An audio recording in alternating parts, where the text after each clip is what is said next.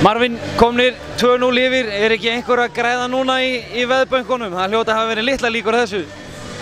Já, eflaust einhverju sem veði á Keflavík frekar en okkur, en við erum ekkert að grínast og við vissum vel að við áttum bullandi séns og eigum bullandi séns í þetta lið og þó staðinn hafi sagt annað í deildakeppninni. Og ég held að flesti sjáu það bara núna að við erum í fullu tré við það. Og sjálfstraust í botni fyrir vikið, núna í þessari stöðu ekki sett? Jú, en við erum samt á jörðinni, sko. Þetta ekki búið, það þarf að vinna 3, en jú, við erum með bullandi sjálfstraust og við erum alls ekki hræddir við þetta lið. Það frekar að þeir eru hræddir við okkur og þannig að við erum bara góð róli. Og hvað gerðist hérna? Akkur eru þið komnir 2-0 yfir, lið úr 7. á móti lið í öðru? Funduðu þið veikablettin og stíguð á hann eða?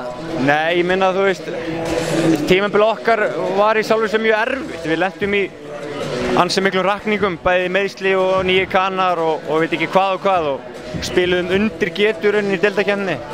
En svo small þetta saman og Jón Sverris kom tilbaka og sjá svo meiðslum og nýr kanni og Sæmi Bró kom góður tilbaka og þá erum við með sterkt lið.